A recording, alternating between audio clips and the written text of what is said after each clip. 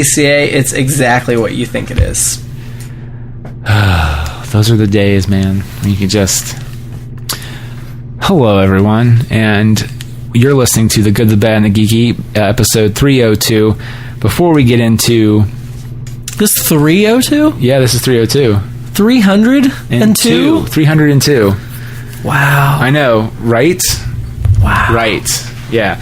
We're going to talk about a lot of all types of HBO shows and Star Trek. But before we do, a little shout out to our sponsors, audibletrial.com/goodbadgeeky, a 30-day trial, over 200,000 titles to choose from. Tons of great audiobooks like Tina Fey's Bossy Pants, Steve Martin's Born Standing Up, and any of the books by, I don't have it in front of me, but I think it's either Bill Carter he used to be from the New York Times. He wrote all the bestsellers on the Battle for Late Night, The Late Shift, and the other one that discusses Conan O'Brien, Fallon, Ferguson, Kimmel, and Leno for The Tonight Show, which was really good.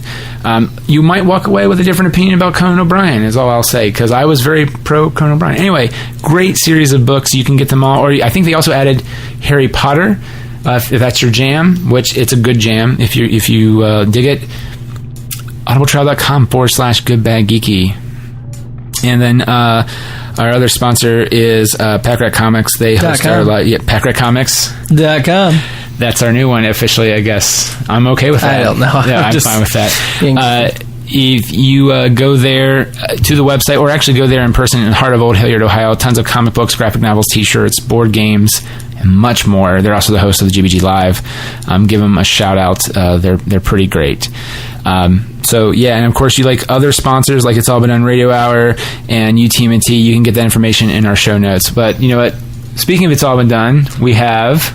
Me? You. Well, am I involved with It's All Been Done? I'm not in it. Well, yeah, but you're the guy. I'm the guy? You're the guy. Not the guy. You're the guy. The guy. The guy. What's the difference between the guy and the guy? One means you're pretentious, like the Ohio State Buckeyes. The Ohio State Buckeyes. And the other one means you're just a cool dude who is the writer, creator, and executive producer of It's All Been Done Radio Hour. I want to be the first one. That's what I'm saying. You're the. No. I want to be the pretentious asshole. You want to be the. Yeah. The. I don't care if it's the or the. I just want to be the pretentious asshole. Okay. Good job. The step one is asking to be the pretentious asshole. Yes, the pretentious assholes usually ask politely to be the pretentious asshole. So, can I please be the pretentious asshole, Dick? You sure can. Oh, thanks. You're welcome. Well, I'm welcome. I probably won't be very good at it, but I'll try. Oh, God. That's a great way to open up the show. Episode 302. Whoa. Mm-hmm. Episode 302. Just an FYI, go to iTunes. You can download and subscribe to past episodes there, and give us a review. It would be appreciated. Also, goodbadgeeky@gmail.com, or Twitter handle goodbadgeeky, which is the same for Instagram if you want to see pictures and all kinds of other crazy stuff. Everything else also you can find on gbgpodcast.com. Any other words before we start the show? Pineapple. Sesquipedalian. What's Cable? What? No. We'll go back to the one before cable. What was that? Pineapple? No, the one after pineapple. Sesquipedalian? What the fuck is that? Somebody that uses big words. Roll them. Proceed. Engage.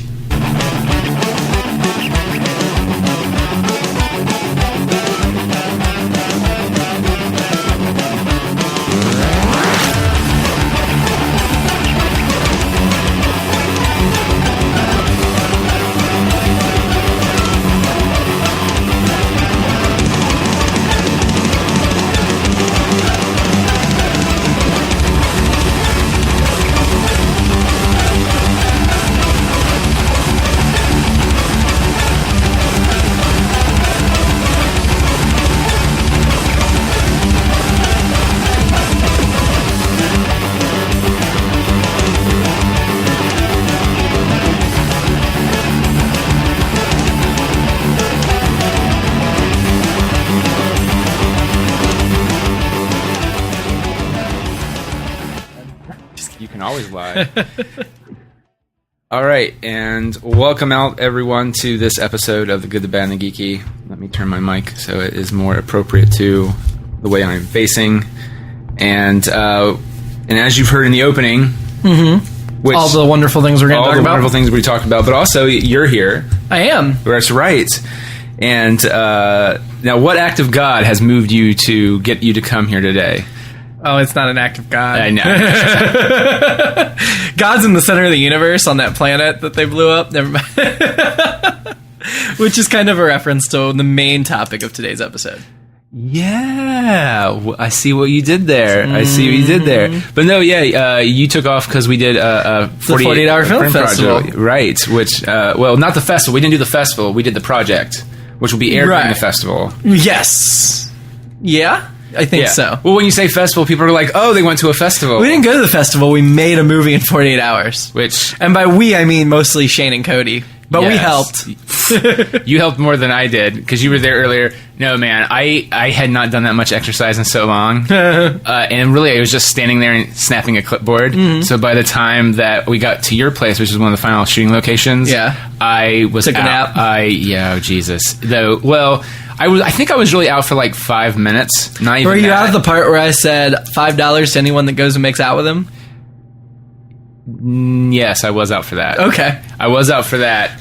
But, because I just remember I could hear, like, Amanda, like, whisper. Somebody called you Sleeping Beauty, so I thought you needed a kiss. Yeah. I'm sorry. No, you're fine. Were you out while the, 6 people made out with you? Yes, I was apparently out for that. That must have been. Did you wake up with any strange tastes in your mouth? No, I did not. Okay. No. Interesting. No, I do just remember someone, before I actually was out for 5 minutes or whatever it was, I just heard someone's like, Nick's asleep, everybody. And I was like, I'm not asleep. I can hear everything you're saying. And then I was out. Yeah, and then you were asleep. And then I was asleep. And then I woke up and they're like, because then the lead actress, she's like, you were out for a long time. I was like, I was not out because I can hear these other two people talking. I'm kind of awake now. I just can't move because I feel like I got hit by a train. And then I resumed my duties. Next for a time second. you maybe shouldn't come to the film shoot right after being hit by a train. Just saying. But you know what though? That's how dedicated I am to the project. I understand. Because there was that train. But it probably would have gone a little better if you hadn't been bleeding profusely everywhere. Yeah. I'm gonna have to buy a new carpet. Nick, could you go pick up the light thing, the reflector, right? But not bleed on it, right? And then you bled on it. And I bled on it. I know we had to get a new one. There's a new which red delayed. tint. Yeah, it was bad. awful. So then you took off today just in case for that, and that's yes. But thankfully, my part was done at 11 o'clock on Saturday, so I got to sleep and relax and. Those guys were, but it was some cool stuff. They had a steady cam. It was really cool. I was digging their story. I was digging what they were doing. I think you were sitting down, but did you see this? I know you saw the filming of it, but did you see the actual framing of the shot where he has a thing that's almost like a mini? It's on a tripod, but it's a track. Mm-hmm. And did you actually see the shot, what it looked like? Oh, I was behind them. I mean, I was imagining it in my head as I was watching him do it over and over again. It's really cool. I'll wait and watch it on the big screen next. That's true. A week and a half. That's right. And if not, at your place. Surprise! Yeah, apparently. Surprise! No, that's fine. Everybody's going to be there anyway. It was so fun. Yeah, no, I liked that post. Surprise, Jimmy!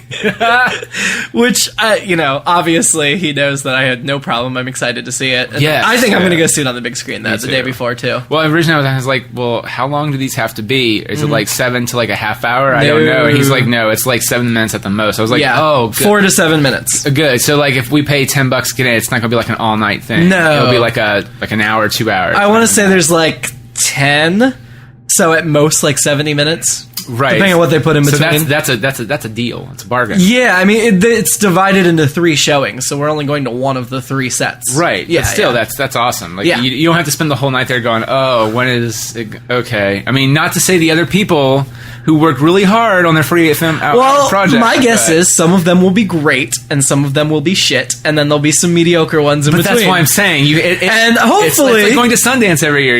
There's going to be a good film and there's going to be some bad. And I may be biased, but I have a feeling his will be one of the better ones. It's going to be great. Yeah. I like how the gun. Guys, there's a gun in it. There's a gun. It's a cool gun, and it's held by a guy named Chekhov, who never shoots it. No, I'm just kidding. I would do that. Oh, yeah. I may do that. What? There's a guy with a gun that just never shoots it? Yeah, we need a podcast episode. There's a guy with a gun named Chekhov, and he never ends up shooting it. It'll be something. I don't know which sketch, but we'll put it in there somewhere. Yeah, because it's always supposed to go off in the third act. Right. Supposed to. Right. Well, if you really want that, everybody, you can just go watch Maleficent. Anyway, they give the impression that, I didn't know that was a gun. Actually, it's the reverse. I didn't know that was a gun that was going to go off. Apparently, it's a gun. Sure. So, in the news that you don't care about because we're bringing that back. Yeah, bringing it back. We're bringing it back. Like a porch monkey. Ooh. What? I'm bringing it back. What did Sam say? I'm bringing it back. What did Sam say? It's a Clerks 2 reference, everybody. I'm not a racist. No, yeah. Anyway. Only Randall's a racist. Here comes Randall, a racist berserker. Game of Thrones Season 8? Yeah, the last and season. 7. Well, yeah, no, Season 8 will be it. But what we were told was... Yeah, it's going to be... Season 7 will be 7 episodes, and you have to wait over a year for it. Which I get, because they want to film in places where it looks more like winter, because winter's come. And then Season 8 will only be 6 episodes. It took a long time for winter to come. It did, but it's here. That's right. I mean, you just kept playing with her, and you just couldn't find the right spot. And now she's come. Anyway. I got what you were going for. Oh, I know. I know you did. It took me a second. I know you did. Just like it took me a second in real life. Oh, that's sad. It took winter forever, but Nick was like that. Short and a lot of waiting. They won't be eligible for the 2017 Emmys, which would be really interesting to see how that reshuffles the race. Yeah. Because they won last year, didn't they, for best They won number of things, and they'll probably win a number of things. But I think last year was the first time they won. Did they win Best Series last year? Because Mad Men wasn't there. Neither was Breaking Bad, I thought. I don't remember. I thought, but that's... I don't remember, which shows you exactly how impactful them being out is actually going to be. Yes. Award shows are stupid. But they're so much fun to see how scientifically off they are. They're just stupid. I don't disagree with that 100%. I sometimes just like... Every once in a while, some of the bits in there will actually kind of be funny, and then the rest of them are just not. Oh, I usually enjoy the host, but the awards themselves are just stupid. Oh, well, yeah. Because it's just there's way too much out there for any reasonable person to consume, and so the people that are voting having only seen a small fraction of the things that are eligible to vote for, and there's not really a good way to do it. Now, on the Emmys, though, just to throw it out there, and this is where it's a little different, they send a specific episode or two out. Specific episodes. Right, but if for Best Series is a little different. If you're only watching that one episode, how are you really supposed to get a breadth of what they're doing? I mean, I feel like that's kind of sucky, too. Yeah, because that's usually how they do. So if you want to not get your actor nominated, I think you can submit up to 2 to 3 episodes, but one of them has to be the primary focus of it, and you're just like, oh. Well, the fact that Tatiana Maslany has not won the last 2 years and wasn't even nominated 2 years ago proves how flawed the system is. I agree with that. I mean, well, I always thought the guy who played Walter should have been nominated for Fringe. Yeah. Just because, at some point. He didn't have to win. He should have at least been nominated. And you can say Anna Torv, but her Leonard Nimoy was creepy. I think there's always one actress. Somebody wins an Emmy for a role, they should not be allowed to keep winning an Emmy for that role. I'll go with that. Because there are a lot of deserving people, and for the Bryan Cranstons of the world to take it over and over again. I mean, not that he wasn't great, he was. But Bryan Cranston, but you need to recognize others that deserved it.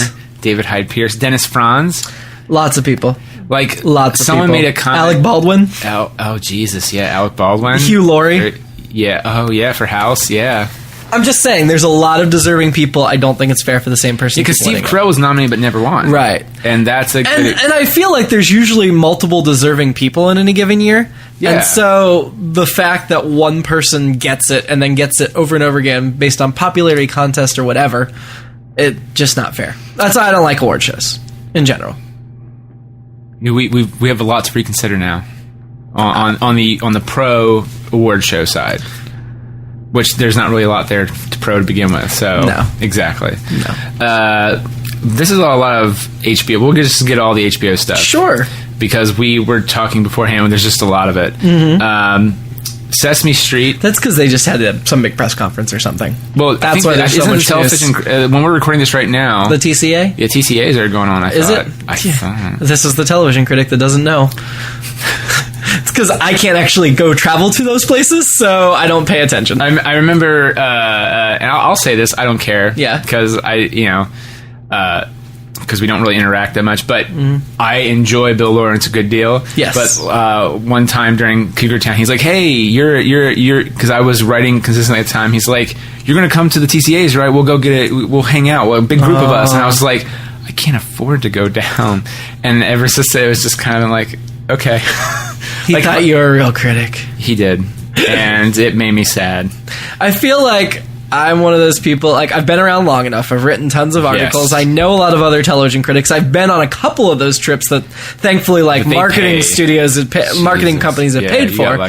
But, well, yeah, it's not luck. It's not luck at all. It is partially luck, and it's partially talent. I worked really hard to get where I was. Right, of course. And I just don't spend as much effort on it as I used to. But I still do it a lot. But I also don't live in LA or New York, and I'm not rich. And most of the people that are television critics, like full-time, are either in one of those places where they can constantly go to sets and build relationships, which I wouldn't be good at anyway. I'm not a relationship builder. I just want to watch it and write about it. Or they don't need to work and have enough money to just kind of do what they want to do, and I don't have that luxury. See, I've heard from some of the guys that I majorly follow, like movies is a little bit different. There's a little bit more money in movie reviews and stuff like that. But for television, it's like they live off the perks. Yeah, there's not much money there. There's not much money there. There's not. You know, Ryan McGee, who used to be at TV, I think it was TV Guide, and now he's kind of on his own. I'm sure if you're lucky enough to get hired by, like, TV Line or somebody, you have a salary. Yeah. But most of us aren't making a salary. Right. You're doing blog I'm making critics. Money, but I'm not making not making tons of money. Yeah, it's like a lemonade stand. You're making. I'm making more than I would at a lemonade stand. But in comparison to the other guys, it's chump change, which is depressing. But it is, because I would like to do it, but now I'm doing more of my own content, even though I'm still doing the TV stuff. Oh, jeez, I don't even know how you do both. I just don't. Because I basically only review pilots now. I don't have to keep up with all the shows because I can't. Yeah, but I can still view pilots because I have enough background to evaluate a brand new show. That's true. Which is, I like it and I want to see more. No, at least 600 words. Well, yeah. No, that's and I just write that over and over again. That's the headline. That's the header. I like it and I want to see more. I like it and I want to see more. And then the rest of the review is like, this show has a great cast. The cast is, all right, we're at word 400. No, I don't write like that. I know you don't. Not at all. You know, Jimmy reviews it. He fucking commits to the review. Thank you. God love him. But no, Sesame Street. Apparently this happened last year. but it was released that I think this last week during the TCAs that's when they were just like, oh, by the way, we've let the older cast go, like Bob, Luis. Maria's married to somebody, but Gordon, and they were all let go, I think, last year, but it was announced this year.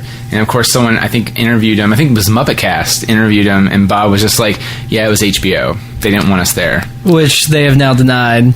Right. Like Sesame Workshop denied it, HBO denied it, and now HBO apparently is making Sesame Workshop ask the actors, are you willing to come back? I had not heard that. Yeah, that came out Friday of the end of the day.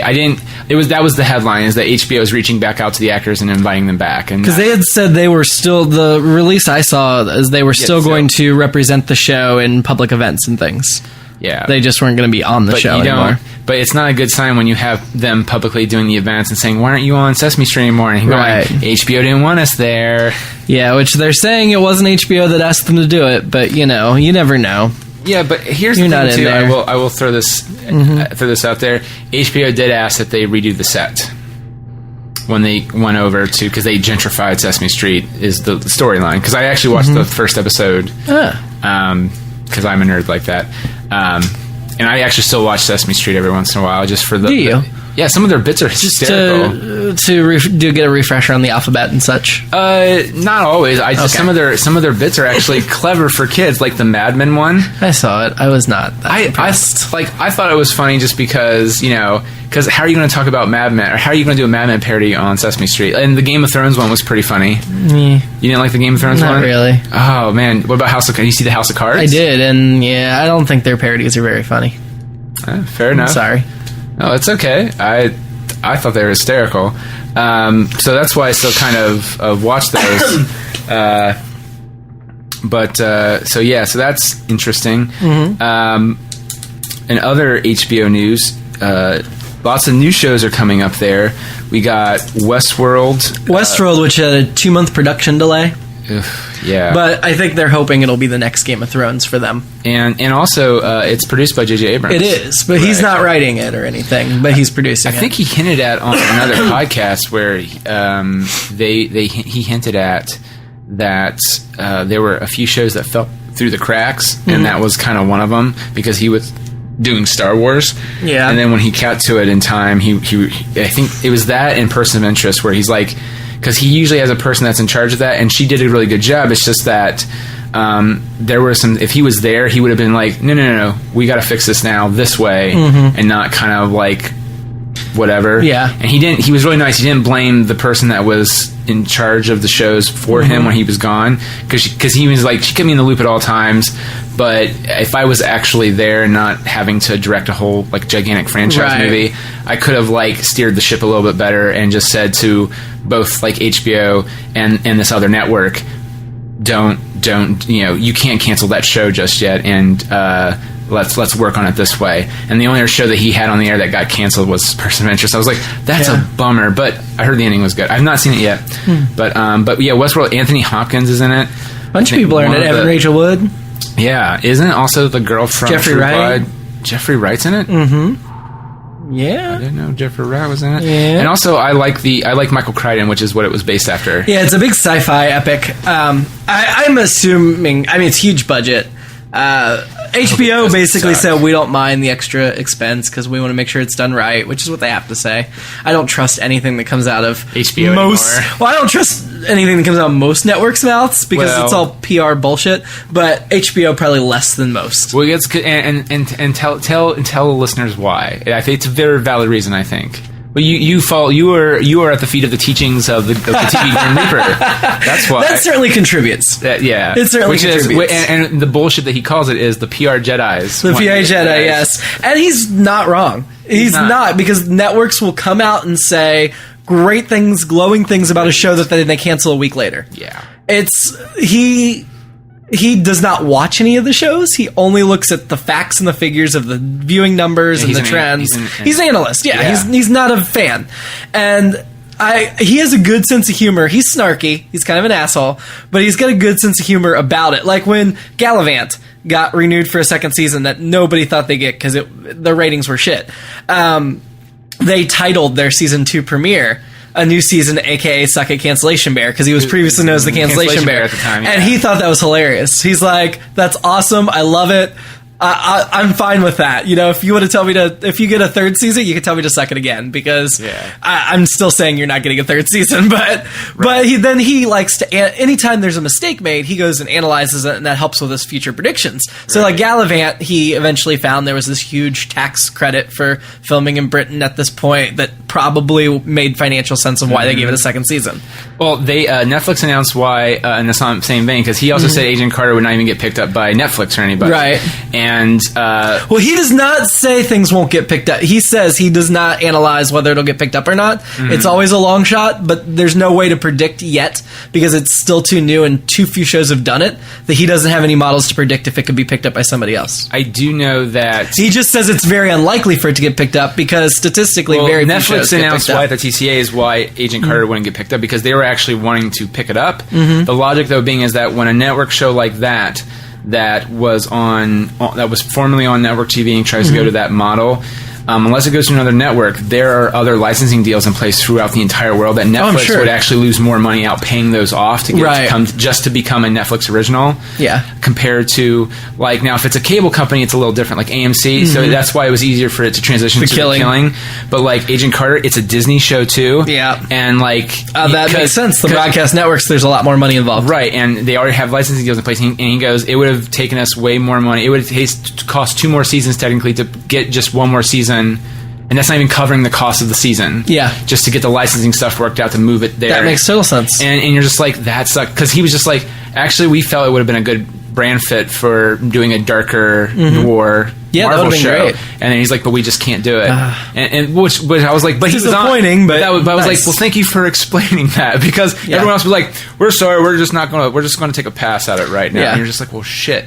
Well, in those ways, they can afford to be honest. There's no downside to them to being honest. Kind of. They're not always honest, because no one knows what their true measuring statistics are for shows. They just know that something's a hit or something's not a hit. Right. But I'm saying in a situation like that, when they're like, they can be honest. There's no downside to them for being honest. Yeah. So that's the problem. The problem is if they're honest about that they're going to cancel a show, then they won't sell ads for the rest of the episodes. So it makes sense why they have to be dishonest and why they have to spin. I'm not saying they're out to... I'm not saying the networks are evil. I'm not saying they're out to screw viewers. Oh, no, they're a business, and they're running it like a business. And myself, I really wish television wasn't a business and it went through a different model. But I think it's so interesting, though. I will say this. It's so interesting, though, that back in the day, like, a show would be sponsored just by that one thing. And they might show other ads in there, but that's not, like there's this is crazy, but there are animated ads for the Flintstones of them being sponsored by, I think,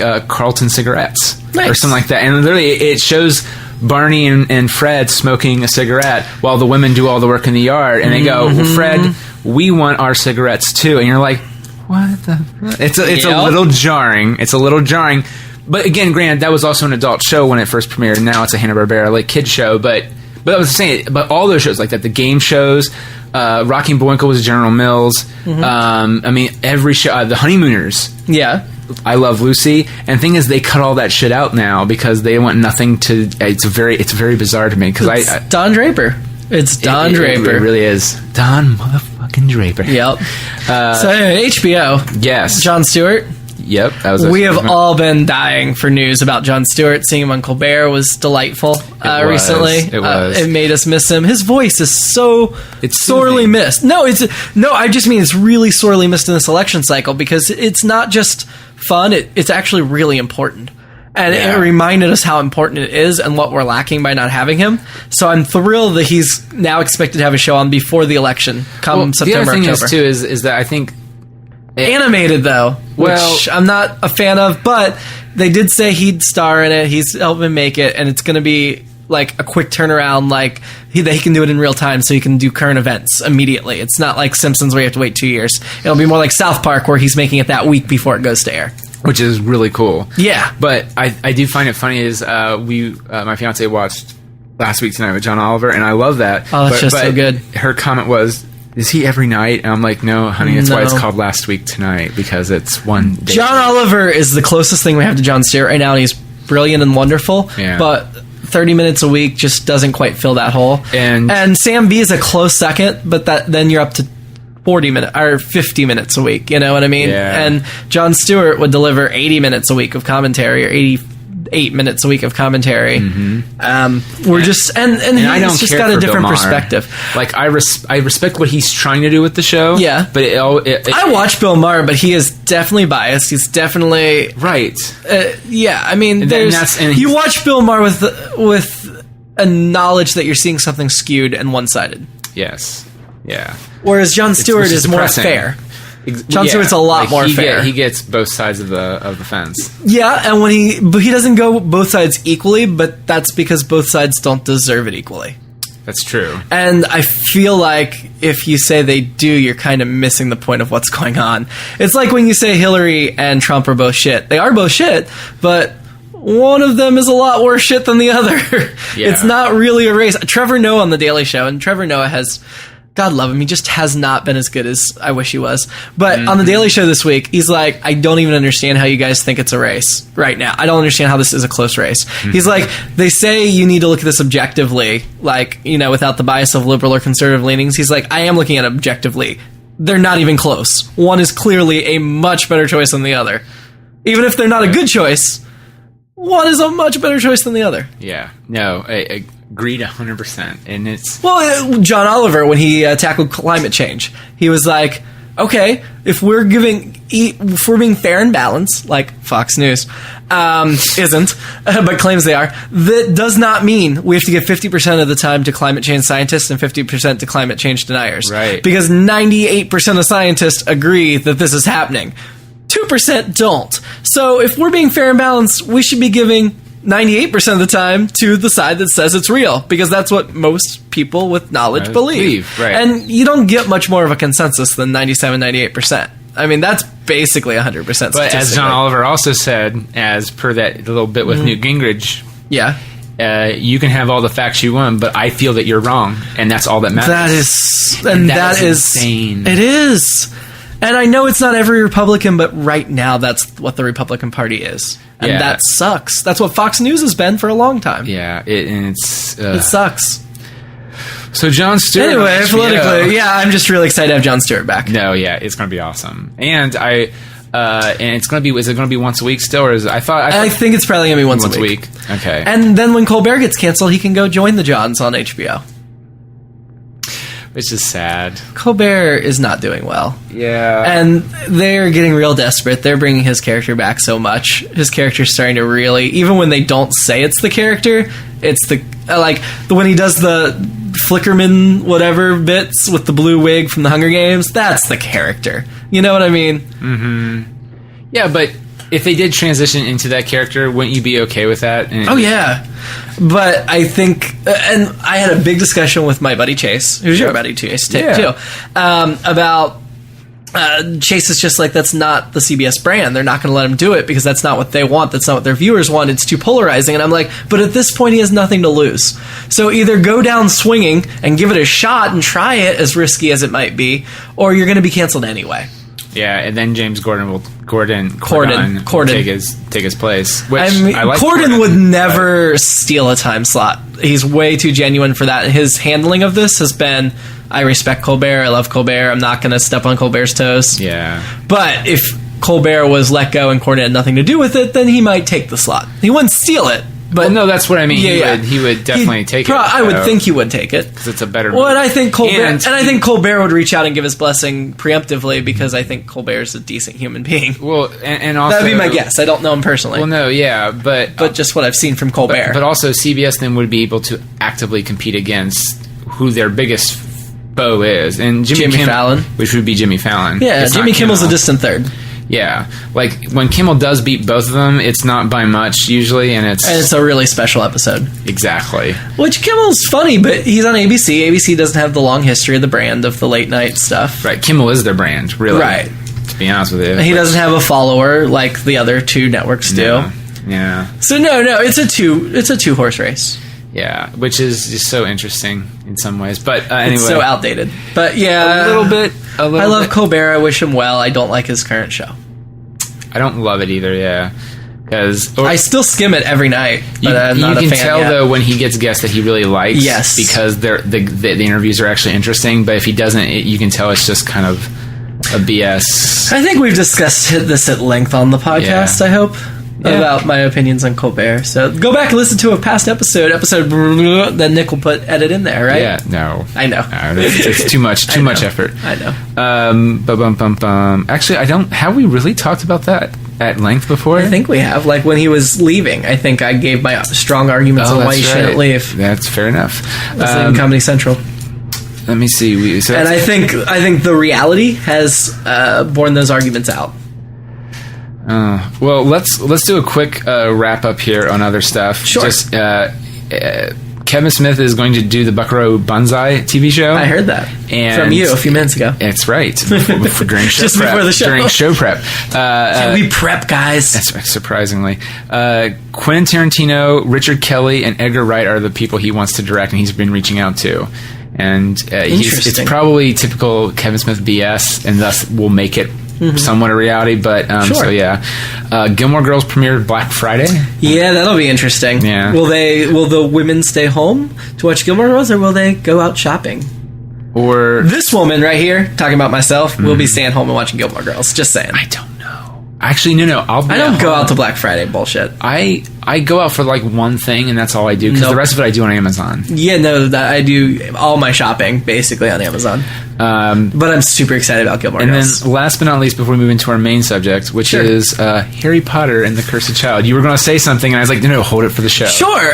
You said that, and then I was going to ask you a question, and I was like, well, just... I was just disappointed, because normally when there's a really big release with Amazon in the past, they've done release day delivery, like the last Harry Potter book, they did that. They didn't do that this time. And they didn't do that this time, and I got an email like late Friday night, early Saturday morning, like, if you want it on release day, you need to cancel your order and go reorder it on Prime now. But they waited till like less than 24 hours for the release, or about 24 hours before the release, to say that.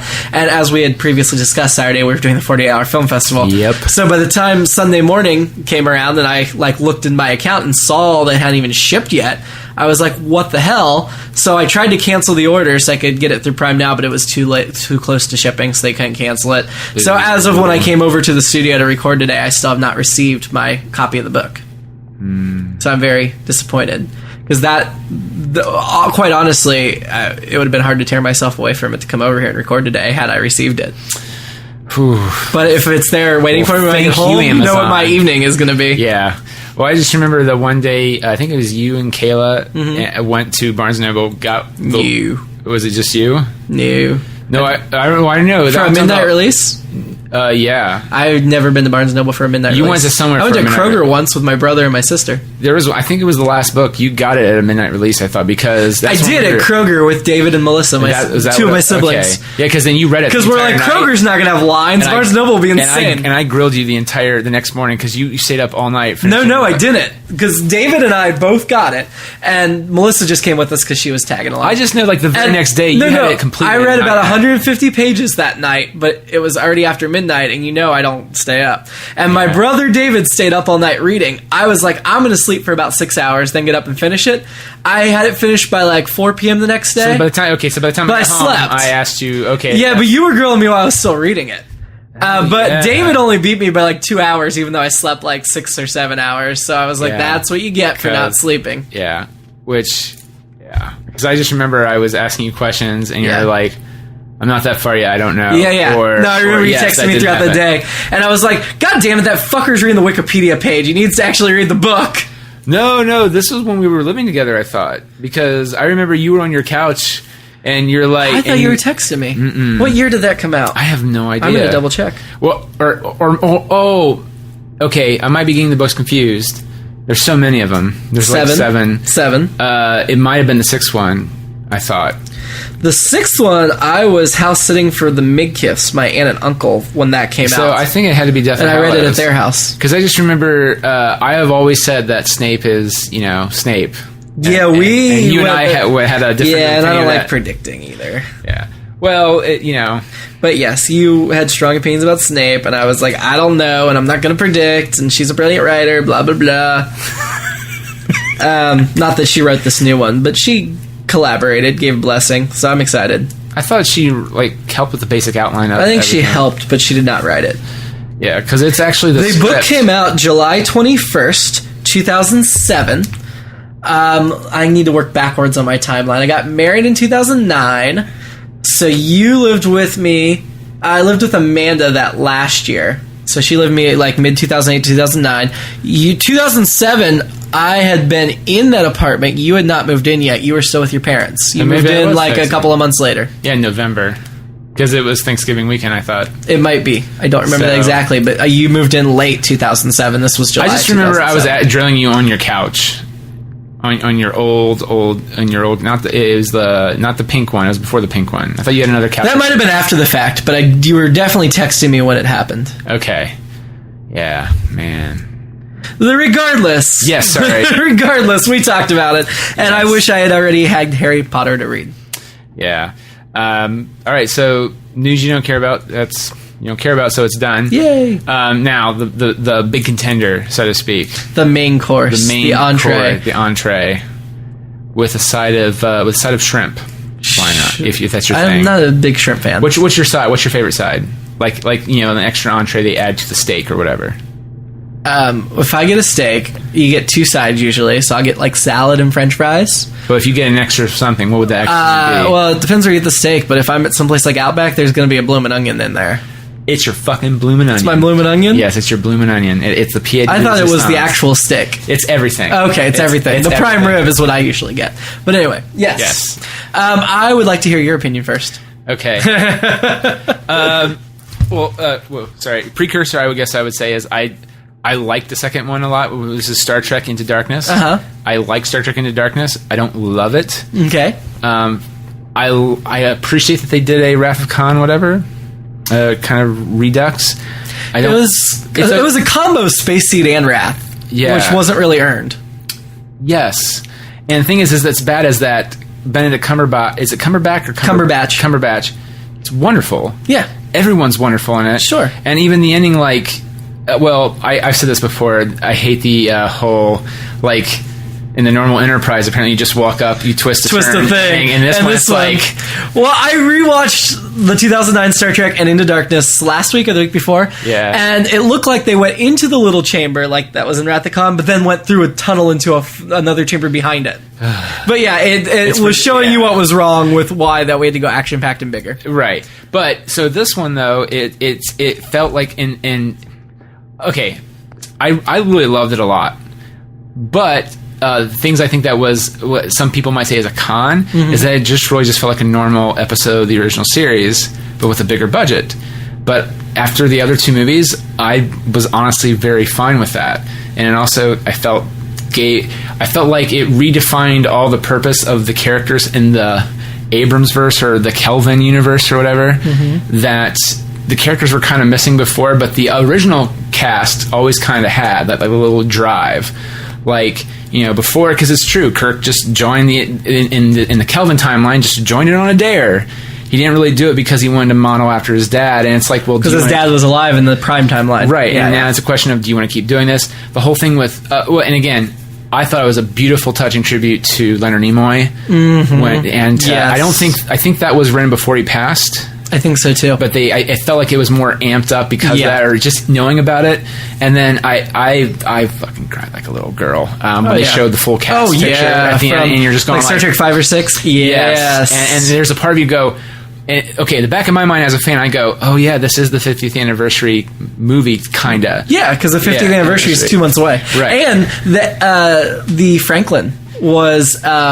no, wait, not the Franklin. Sorry, I'm trying to. There were a number of references, but the reference to the 50th anniversary was that Kirk at the opening monologue said they'd been in space 966 days, and September 1966 is the premiere of Star Trek. I did not catch that. Actually, the USS Franklin is actually a nod to Leonard Nimoy.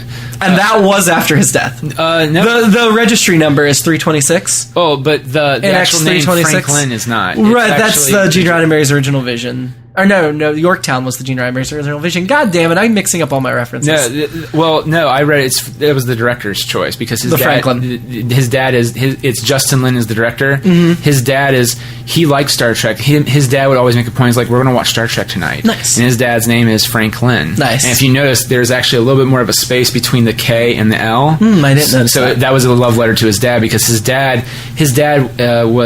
he's a first generation immigrant. So he came like a few years for a better job for his family. Yeah. And so he admired Star Trek for, having a black woman on television and also just the whole fact that there's hope. Yeah. And he didn't really feel that there was hope for him, but maybe his kids will have that kind of what Star Trek has. And so they watched it. It was a really touching interview, and I was like, well, shit. Yeah. Interesting. Now, I will say, I did not see the spoiler about Idris Elba. Apparently, that was a big thing online, where Simon Pegg, I just saw the interview, Simon Pegg's like, stop watching any more trailers, stop watching any more ads for Star Trek. I'm glad I didn't watch any ads. I watched, now after watching it too, I liked it a lot. Were you bothered by the use of Sabotage as a Star Trek fan? No. Okay. Now, what's funny too is, for me, I know you don't usually watch the trailers. The first trailer for Star Trek Beyond remember that a lot of people are like, it looks like a Fast and Furious movie. Yes. But here's the thing, though, is that in retrospect, it makes perfect sense now when you watch it, because that was the big thing, is that they use Sabotage, and you're going like, oh, that's an interesting choice for a Star Trek trailer. And then you watch the movie, you're like, that was a perfect choice for trailer. The problem is it has no context, and you do feel kind of like, oh boy, he's ruining our Star Trek, and it's not that at all. It's actually, but it's one scene that fits really well. Well, right, but out of context in the trailer. Out of context in the trailer. Apparently, they spoiled the twist though in the trailer, in one of the most recent trailer ads. Like I did not see that. I'm glad I didn't either. Although I called the twist pretty early in the movie. Where he was a human. That he was the Franklin captain. Yeah, I was like, well, what happened to the captain? I called the twist the second I saw him, because the outfit Idris Elba was wearing reminded me very much of the uniforms in the show Enterprise. And so I was like, that looks like a Starfleet uniform. What's going on here? Like an older Starfleet uniform. And then as soon as we saw Jayla's house, and that was the Franklin, I'm like, oh shit, he's the captain of the Franklin. I get it. I did not get that right away until they saw the ship. And when they found the ship, they were showing video footage of the crew. I was like, what if they're the... Oh, they are. Damn. And they were. Which, the final fight was... Again, it was okay. But again, I like the movie a lot, though. So do you? Where does it rank for you in the three? In the three Kelvin timeline movies. Oh, see, this is hard. Okay, look, the first one kind of sets the tone. So but it's a little bit under that one, and that's the only reason why I think it's because it reminds me the most of the original cast and or the characters, I should say. It like there's a lot of Bones and Spock. And the Bones and Spock that you really love. There's Kirk, feels like the Kirk that I remember, not kind of like a little whiny, just figuring his way out through stuff. But they're also still building the Kirk and Spock relationship still in a great way. Chekhov, rest in peace, Anton Yelchin, got some great scenes, which was nice to see. And also you got to see Kirk be Kirk, because in the other two it's like Kirk he even ripped his tunic. Which that was great. That was a great reference. I love that reference. But for example, like I knew as a fan of just stories and just Star Trek in general that girl probably is a traitor, or she's a traitor because her crew really is held captive by the guy. I thought that might be the case, but I wasn't sure, and I was willing to see it going either way. I wasn't. True, yeah. But the thing is, that's great is that Kirk in the show would figure it out pretty soon and wouldn't let anybody know about it. He would just and when I was like, yes, that's my Kirk, and I liked seeing. And Chris Pine did a great job. I don't know. What did you think? Well, so I put one, and I put Beyond. I put Star Trek Kelvin, and I put Beyond. Star Trek Kelvin, is that what we're retitling it now? It's easy. Well, I just always say 2009 Star Trek. We got to be careful though too. You don't say Star Trek because then you go, oh, the original motion picture. Say Star Trek 2009. Okay, Star Trek 2009. Okay. A little bit over Beyond, and then Into Darkness. Gotcha. You? Beyond is far and away the best Star Trek movie of the three. Yes, I'll go with that. Now, in the grand scheme of things, 2009 second for me. Second for you, and then third is Into Darkness. I liked Into Darkness a lot when I saw it rewatching it. It didn't hold up as well as I'd hoped. It was still good. Don't get me wrong. It was still, in my mind, far better than any of the Star Wars movies. Yeah. And far better than most movies I see. But Into Darkness, there were some things that just didn't feel earned in Into Darkness, and there were some things that didn't feel Trek for me. There wasn't much of Bones. It was Kirk, Spock, and Uhura, which was weird.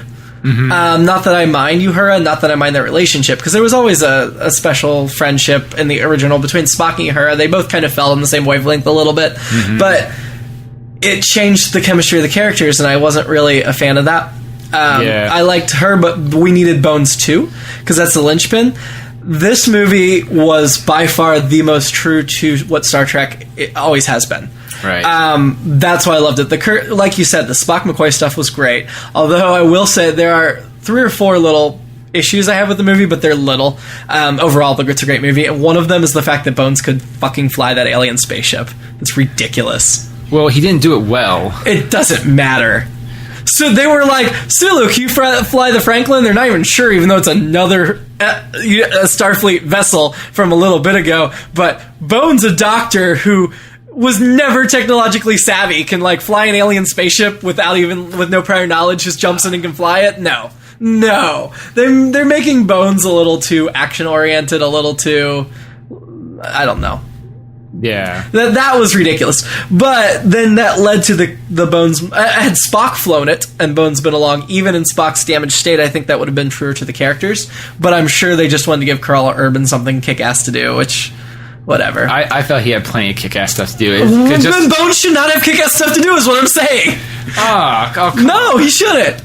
He should be along for the kick-ass stuff. He shouldn't be doing the kick-ass He's stuff. done a few kick-ass stuff in the original Not series, really. though. I mean, a few times. Only if it's like medical related or personal related. Not flying an alien ship. I have to go back and watch the one where they become gangsters. Well, one of the few episodes where they go back and dress up as gangsters. Like, he loosens up a little bit, but it's not like he's mowing everybody down with the Tommy gun. Well, that's okay. He's not driving the getaway car. You know? Fair enough. Fair enough. But I really loved the Spock Bones chemistry in this one. And they addressed the relationship too, which was in a good way. Like, they talk about without talking about. Like, he's like, and that's true to who they are. Exactly. It worked out really well. I'll even forgive the Spock laughing because, whatever. He's a little more emotional, but the way I justified it to myself is he lost his entire planet, so his emotions a little closer to the surface than old Spock would have been. Right. So I'll give that a pass. Because this is the Kelvin universe. It is. Where apparently changing that makes Uhura want to date Spock and Sulu gay. Well, I mean, obviously the Kelvin being blown up would make somebody else gay. They never established in the original series that Sulu was straight. They established he had a daughter. Correct. They established he had a daughter, but they never established he was straight. Did it bother you, though, in the context of the movie? I thought it was... That he was gay? Yeah. No. Or the way they did it? No. I thought it was beautifully done. I get why George Takei's a little bit upset, because he... Never played it that way. He played that character for how many years? Decades. Yeah. And he saw himself a certain way and had ownership of that character. So I get it. I don't besmirch him or begrudge him that opinion. But from a fan standpoint, there was never any establishment of Sulu's relationship. We just knew he had a daughter. So this worked fine. If anything, I would have liked to have seen a little bit more of that, because Sulu was one of the 7 characters that had the least to do in this movie. Yeah. But I will say, though, he had some of the biggest to lose, but they didn't beat you over the head with it. Right. Which was also... He wasn't left out of the movie. He just had the least of the 7. Well, I think the sad part is that no matter what, when you do a Star Trek movie with the original characters, you're going to lose out on somebody. And, like, for example, Sulu had a big part in the first one. You had, 10 major characters in this movie to deal with. And I assume that's why they didn't bring Carol Marcus back, even though Morgan and I were both disappointed they didn't bring her back. But they had a lot going on. Yeah, she was played by Alice Eve in the first... Yes. Yeah. And it seemed like she was kind of done, though. But it seemed like she was joining the crew with them for their 5-year mission. They didn't say it explicitly, but it felt that way. But again, I can overlook that because there's enough other characters to go around that they don't have time for her, and she also kind of took away in Into Darkness some of the screen time some of the other characters should have gotten. And B, a lot of crewmen will come and go in a 5-year mission. They've been out for 3 years. And she wasn't in every episode during normal Star Trek. She wasn't in any episodes during normal Star Trek. She was in the second movie. Was the first time we saw her. The Wrath of Khan was her first appearance. Who was the girl that was... She was in medical, blonde... Nurse Chapel? Maybe that's who I'm thinking of.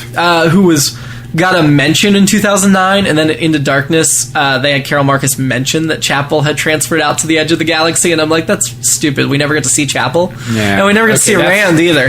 Okay, that's who I was Yeoman Rand wasn't even a character. It hasn't even got a mention, which is a little disappointing. But anyway. Yeah. Because Rand and Chapel were like the two that were important that weren't part of the core. Yeah. Although...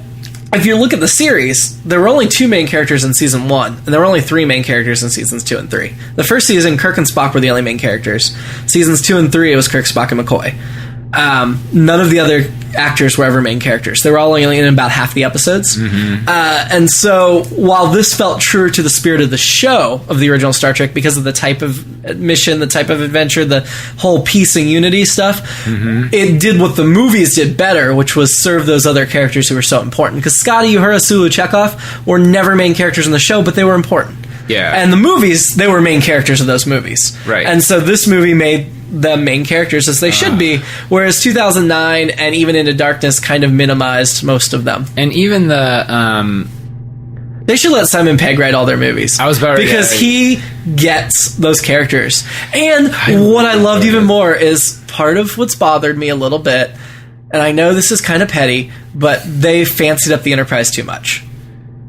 A little bit. And so even like when you look at like Star Trek the Motion Picture when it was fancied up, it's not nearly what it is now. And so everything just feels a little too advanced for my taste. So putting them on the Franklin, which is from Enterprise, the show. I mean, the ship itself isn't, but it was a very similar ship to the Enterprise, and the uniforms were like from Enterprise. Also, the chair, looked, like when Kirk looked at the chair, it looked like that was like that's not to what the chair you probably would have really sat on in the original, right? Which is really good. And so you get the technological advancement because they're at war, whatever. Except the whole like ramps over nothing that every big sci-fi movie has to have. But the fact that they spent so much time in the Franklin. With the old green graphics, the old green line graphics, I was digging that so much because it felt like old Star Trek to me. That's what Star Trek is to me. And they spent more time in the Franklin than the Enterprise this movie, I think. Which was great. I also really liked, so spoiler, because apparently it's a thing now you have to do in every movie where you have to destroy the Enterprise. You don't destroy it. This was the first time it was destroyed. The first two, it just almost got destroyed. The last one, it crashed pretty hardcore, and it still survived. But this one, though, it was really cool. They did that kind of motion picture shot. Well, the Enterprise didn't crash in the second movie. I thought it crashed into the planet at the very end. No, that was the ship that Khan was on. Oh, okay. Sorry. I have not. To be fair, though, I did not go out actively and rewatch it. I will say the saucer crash landing, and Gene Roddenberry always mentioned that the original Enterprise, the saucer could separate like Next Generation. They just never showed it because they didn't have the budget. So it was a nice fulfillment of Gene Roddenberry's promise that they were able to separate the saucer in this movie. But they didn't separate it on. Oh no, they did. They did after the neck was destroyed. Which Jesus, that was intense. That was because when they said that, I was like. Oh my god. Yeah. And I like that the little escape pods that were on the bridge and everywhere were called Kelvin pods, which explains why they didn't have them in the original timeline, because they were something that added to the starships after what happened to the Kelvin. Right. Which is awesome. Right. Yeah. And the saucer crash landing was very reminiscent of the Enterprise D's saucer crash landing in Genesis. Mm-hmm. The giant green hand reference was beautiful. That it was a throwaway line, but then you also saw it in the end credits, and that was an original series episode. Yeah, where Apollo reached out and grabbed the ship, with his giant green hand. I mean, there were so many good things. The other, if we're going to talk about issues I had with the movie, because there are a couple other ones. The biggest issue I had was the Yorktown itself, the space station. Yeah. Because technologically, there's no fucking way the Federation could build anything like that at this point in their timeline. I mean, right when he not even close. I was like, the movie's going to end here, though. Oh, yeah. Because I thought they were going to blow it up. I was so glad they didn't. I know, because that would have been just heartbreaking. It would have been. There were too many innocent lives. Right. And did you like the J.J. Abrams cameo? Even though it was no, J.J. I missed Abrams, it. No. It's J.J. Abrams produced Greg Gumbert. So I was like, is that Kirk's stepdad at the station? Because he was in the 2009. His voice was, yeah. Clearly it was not Kirk's stepdad. That's part of the other thing that bothered me. So, first of all, the Yorktown's way too big, way too fancy, way too advanced. Even with the fucking Kelvin thing, it would not have advanced their technology that much. The Yorktown was ridiculous. That would be something like after Next Generation Voyager times, like way in the future. It looks like a goddamn snow globe. And it was really cool, but it was too advanced for this movie. Anyway, but the second thing was this entire giant, super advanced space station is run by in this little tiny room with 4 people. Yeah. And the Commodore of the space station runs the space station, Commodore Paris, who is totally a predecessor of the Paris family, because they mentioned Tom Paris and Voyager's whole family had been in Starfleet. She never works in the command center either.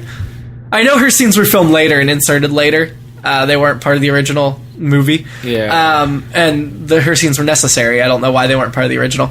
But the fact that she wasn't in the command center and that the command center was so small for what that place was it should have been a huge room with dozens of people working it. Was she the admiral? She was Commodore. Or she was the Commodore that was speaking to Kirk. Kirk, yes. Right, and said, you applied for this. Yes. Okay. I will say, when they saw that... Again, figuring out, I thought they were going to do some possible undiscovered country shit. Yeah. Because when he goes, we have a connection to the space station. Mm-hmm. I was like, oh no, they're going to do another, there's a Traitor in the Mist thing. Please don't do that, because that's heartbreaking. No, this was a little different. They didn't. I was glad with that, because, well, that is actually, a lot of people love Khan. Khan is up there for me, but I think Undiscovered Country is a great movie. It's great, because you actually put them in a completely different situation. Like, they're actually against the coals. Like, Wrath of Khan is too, but in a more intimate way, and that's not bad. It's just, like, really the space battle at the end is amazing. It's wonderful. And of course the loss of Spock, but so you have a good Wrath of Khan, yeah. So, and the other one though, you get, everyone's kind of doing their own thing to help figure out this mystery. Captain Sulu coming in from the background. Right? Yeah. Right? And that's what I loved about the 2009 when Sulu sat in the chair and was like, it was foreshadowing. Yes. I mean, if they keep making these movies for a while, John Cho will have to spin off. I hope they do. I think they should be making... so, it's been, 3 or 4 years between movies, because in 7 years they made 3 movies. Mm-hmm. Maybe that's... I know box office is down slightly. Maybe that's a little too often, so maybe wait 5 or 6 years, but they should keep making them for a long time. They need to make more than 6. Well, they need to keep making them. I don't know who said it. I think it was... The fourth movie is going to be great. Richard Roper, I think, maybe said. And he enjoyed the movie. He just said, but here's the thing, though, because I want to see more of these. I think they need to start finding ways to do amazing stories, but on lesser budget. Because in the end, look, they could absolutely do a lesser budget, because we didn't need the Yorktown. We didn't need, and I think that's what ran out. Why that command room was so small. They spent all their budget making the Yorktown exterior and and then they didn't have the budget to do a command center that was appropriate. Yeah, so we didn't need the Yorktown. We didn't. We really didn't. I also remember the old stations, even in Next Generation in the original series. Not really. I don't remember the original series that much, but I just remember you would hear drawings of them in the encyclopedia. Yeah. And they would look the same. They look like a giant weird mushroom thing. Yeah. And you're like, oh, okay. Yeah. That's what I was expecting. There's like, we're going to the space station. Me too. And then it was like a giant snow globe. And you're like, what? And it's like, that's going to break at the end, and that's going to be depressing. And thank God it didn't. Oh, I know. I did not want it to break. And if this was a movie other than Star Trek, it would have broken. Yeah, it would have. Which is also, but I will say, and this is part of the problem, which is what we're talking about, which is you have to find a way to outdo yourself. Yeah. So, and that whole starship or that whole space station is all about outdoing itself. I know. Like the whole thing with you could see the ship under the water was so cool. Yeah. But you're just like, but then you're like, well, what's stopping the water from leaking? I know. I'm sorry. Sure, force. I understand that, but then you're just like, but here's the thing though: they probably killed a bunch of lives by crashing the ship through the water. Unless somebody was swimming.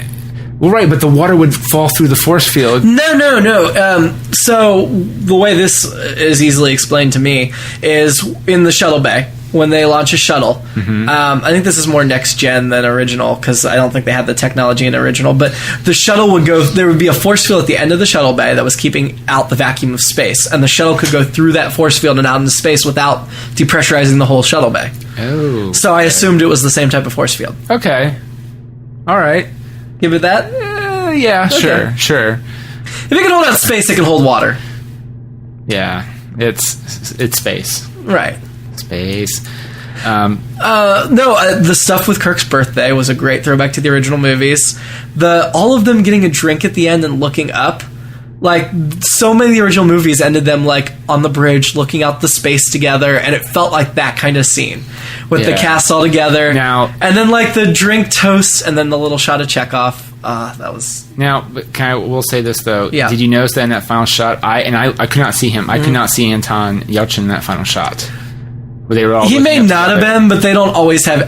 There was sometimes. At that point, he was hitting on another woman in the thing, right? Which was really funny. When they did the toast, they did a special shot of him. Yeah, they did. Yeah. Well, and that line he used to hit on him. Chekhov was saying that Scotch was invented by a little lady from Russia. Yes. And in the Trouble with Tribbles original episode, he said it was invented by a little lady from Leningrad. Yes. And in the original series of movies, Chekhov would always claim things were Russian in origin when they weren't. So that was a really nice Chekhov thing. I need to go back and watch those more because I don't remember that. Yeah, that was like his thing, is everything was Russian. I don't remember that. That's so cool. But I changed my opinion though with Chekhov in regard to Anton Yelchin, because at first I was like, there's a part of me that doesn't want them to retire the character, but I would understand if they did. But after seeing the movie, he went off on a really good high note. Chekhov did, because usually Chekhov is not in the action scenes. He really isn't. He's in the behind the bridge doing stuff. Well, he had quite a bit to do in the second one because he was the chief engineer. Which kind of confused me that he was back on the bridge in the gold shirt. I expected you down engineering, but I guess you can only have so many characters down in engineering because Scotty's already got an assistant, and then this Jalil or what's her name? Jael. Okay. I keep screwing it up. It's Jalel. Because it's Jayla. It's Jalel. Jayla. It's Jayla. Well, J-Law. Jayla. Well, it's pronounced J-Law because it's technically his nod to Jennifer Lawrence. It is? Mm-hmm. I did not know that. He didn't know a name. He respects Jennifer Lawrence a lot as an actress and as a human being because she just always tells you like it is. Yeah. And he didn't know they couldn't think of a name. So what's her nickname is J-Law. Yeah. I thought they said Jayla in this movie. Anyway, regardless. Sorry, yes. That's okay. I don't think she'll be in another movie, but she was kind of engineering in this movie. By the way, they had to cut something else, but I thought the way it was going, I thought Scotty and her were going to hook up. I thought her and Chekhov. Or her and Chekhov. They had a little glance, but then Chekhov was just a womanizer in the whole movie, so that's why he was hooking up with different women. They had several new crewmen that were women, briefly. Yeah. Like the girl that hid the thing in her head and then got killed. Well, I'm a little proud of this because you expect it in a Star Trek movie, but in this kind of movie, they could have let all the crew die, and they didn't, and it was kind of a plot point. And they killed a bunch of red shirts. They did. Which is fine, because they're red shirts. True, but the rest of the ship's crew. Right, they saved them. Yeah, and that usually, I feel sometimes if it was not in hands like Simon Pegg or Justin Lin, who do care about Star Trek, I feel like it would have just been... Oh yeah, a lot more depth. The only crew that would have survived would have just been the main core characters, maybe one off here or there. Were you disappointed Amanda Foreman did not make an appearance? She's been she's had one or two lines, but she's been part of the bridge crew in the last two movies. I don't remember. J.J. Abrams, frequent actress. She was just on the bridge crew. She turned around, delivered a line or two in both of the first two movies. I don't remember that. Oh, I just assumed that she had moved on because it's been a few years and her crewmen had gone. And that's what they should do with Chekhov. Is he's been promoted to go serve on another ship. Sure, because maybe the Reliant. The Reliant, yeah, Star Trek 2, they're at the con, as we were just saying. Yeah, so that would be cool, and then we just won't be able to see him again, unfortunately, because they should not recast. Yeah, because again, it was such a strong note for him anyway, because usually sometimes Chekhov is behind the controls of the ship, or he's somewhere in the ship. The fact that he was actually with Kirk for half the movie, that was nice. And he got a few good... I will agree with you that this was by far the truest to Kirk, 2009 and stuff. Yes. And they really teed up that fourth movie. Yes, which, for those who don't know, is they're going to bring Chris Hemsworth back as his dad. Right. And something. I don't Somehow. know what. We don't know if it'll be flashback. We don't know if it'll... Well, it can't be flashback because Kirk wasn't born. You know what would be interesting is if they somehow reset it without resetting it. Ooh. Like a total flashpoint type thing. Kind of where the timeline, or almost like a Crisis of Infinite Earths, but with Star Trek, which is where the two become one. I don't really want to mess with the fucked up timeline anymore. If this was going to be the last Star Trek movie, it would be cool if they reset the timeline and fixed it. Well, I guess that's my fear, is that because some people are kind of upset still that, all Vulcan's gone and all this and that, and Spock. So I would really like this movie series to end with them fixing the timeline. I really would. I would like that too, but I don't know if that... I don't know. And it's Viacom to do whatever they want with it. Right, and I'm hoping the fourth one's not the last movie, though.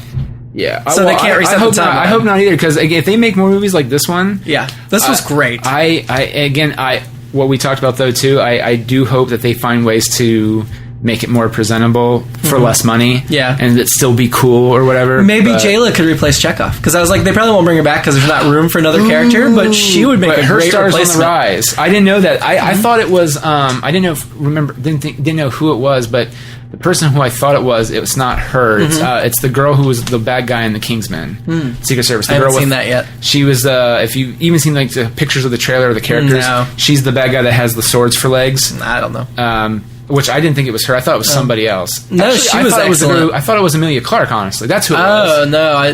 I knew it was Emilia Clarke. No, she was excellent. I would not mind her being like the Chekhov replacement. Come back. Well, who did Christy Alley... No, Christy Alley started the character, right? She was Savick, yeah. And then Robin Curtis replaced her. Yeah. And then they rewrote it as a new character for Star Trek 6 because... By the way, fun fact for you. Yes, because that was supposed to be Savick. It was still going to be Savick as part of the arc, but instead they made it a different character. Which is kind of depressing. It would have been cooler and more tragic. Yeah, but then that let them bring in Kim Cattrall, who did a heck of a job. Oh, yes, but I think it would have wrapped up... I wasn't as big a fan of the actress they had play the second Savick. Well... I guess my thing though is that if it was Savick, it would have. It's like because she was in all the other movies. For most of all the other movies, it would have like tied it up a little bit more. She was in 2, 3, and 4. She was only briefly in 4. She was in 2 and 3. She wasn't in 5. She wasn't in 1. Sure, but still, she's a reoccurring character that you could go. Okay, I don't think they need a Savick though because you don't because we didn't get a series. Had we gotten a series, it's fine to introduce a new character like Savick. But because we don't get a series and we only have these couple of movies with this crew, we need to use those crew. But I would let them have J-Lo because she was great and she's different. She brings a different energy. And when she found that guy and she was fighting with that guy one-on-one, I was so like, my name is J-Lo. You killed my father. Prepare to die. Right? Oh man, it was a good movie. I really enjoyed it. It's a great movie. And by the way, I liked how because the other ones, I feel like I could be wrong. You've seen them. Mm-hmm. Did they go right into the original Star Trek theme right away? In the other two movies? I don't remember. I felt like this one, I felt like if you stayed through the credits, they would eventually get to the original theme. But this one, right when they went to the credits, they went. Oh no, they did that in the last two. Okay. Yeah. Where they showed the space and then the names. Yeah, that is with the original theme. Yeah. Okay. Because that was. They mixed the original theme and the movie theme and a new theme all together. It's pretty cool. Yeah, Michael Giacchino. Yeah, the music's excellent in these films. Giacchino does. I've not seen it. I've not heard a score I've not really liked by him. I did enjoy when they were playing that Sabotage song or whatever. They're like classical music. Yes. Yeah, like we were all laughing, and my dad really enjoyed it too. And he's a Trekker, so Trekkie, whatever. Trekker was only briefly used. It's not a real term. He was not a big fan though of them keeping the Vulcan destroyed, keeping the planet, like keeping the Kelvin timeline. He was not a fan of that. He's like, why can't you just change the timeline and change it back and then just still have the new cast? And I was like, it doesn't work like that. It doesn't. I mean, there are some things that they've changed that would not have really been affected by the Kelvin destroyed. But I really, really liked all the love they gave to Enterprise in this movie because Enterprise is the bastard child of the Star Trek universe. And this had a lot of love for Enterprise. This was kind of a sequel to Enterprise because the Xindi Wars and the Makos and the stuff that influenced Idris Elba's backstory was all part of the Enterprise series. Okay, see, I didn't know that. Yeah. Okay. He actually would have, Franklin would have postdated Enterprise slightly. Or predated?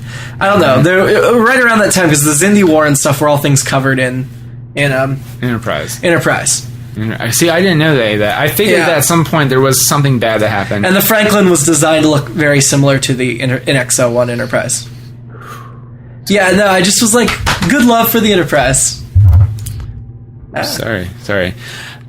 Well, any other thoughts about the Star Trek Beyond? Other than that it was excellent, even though I had low expectations. It's my favorite of the new Star Trek movies. You know, I did not have as low expectations because I feel like you can't get much worse than Into Darkness to me. See, Into Darkness, even though it's not a horrible perfectly, it was still pretty good.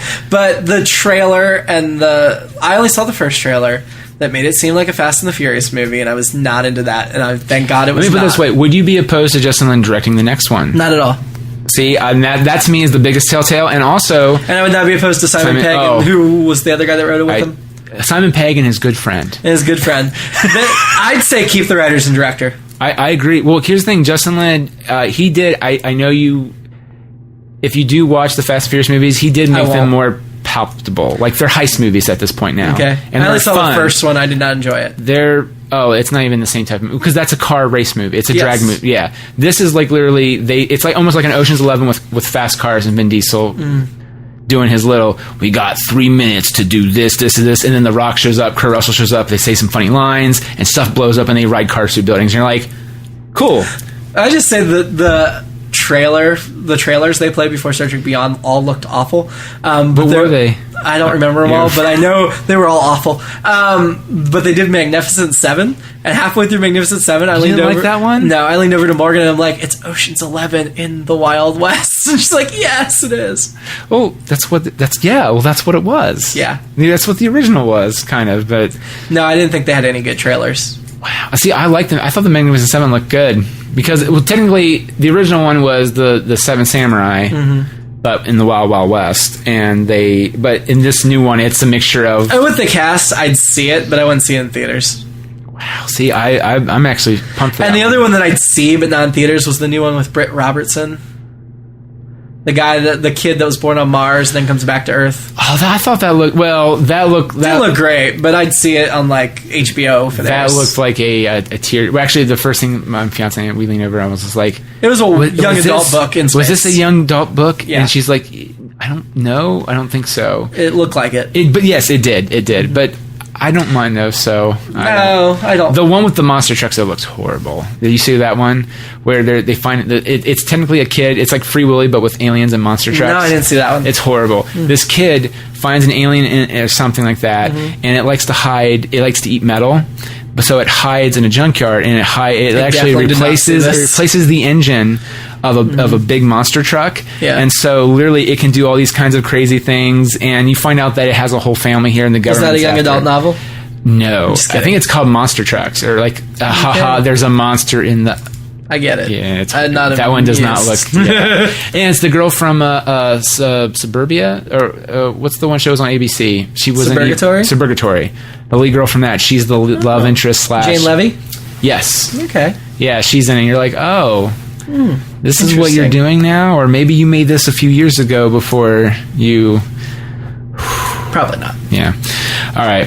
Well, everybody, thanks for listening to the show. If you have any thoughts, please email us at goodbadgeeky@gmail.com, or go see Star Trek Beyond. Well, yes, and that too. Because you can just buy tickets so they can keep making them. That's right. You know what? Go to a five... You know what? You want to really relax, go to a theater that has like the $5 nights or whatever, and if they recline back, just buy two. Buy two and just really just relax. $10, it's the normal price of a ticket anyway, and you get to fully relax, put your feet up, maybe spread eagle all over the thing. It'd be great. Just with clothes on, though. I saw it in IMAX 3D, and that's the way to see it. Yes. Well, there's some places that do the $5 thing, and you can see it in IMAX 3D or Ultra Screen 3D, as I saw it. And it was totally worth the $5 per ticket I saw it for. I paid $15 per ticket for a matinee show. Jesus. At Lenox. Sunday afternoon at like 1 o'clock. Yeah. Damn. Well, because it was IMAX 3D. Yeah. So, all right. Well, thanks everybody for listening, and we will see you next time. Bye. Get out of here without cheese! You're a creep! Go away! We're having a good time until you showed up, cheapers! Go have some coffee with cream or something! Because I'll tell you something! This is a happy place!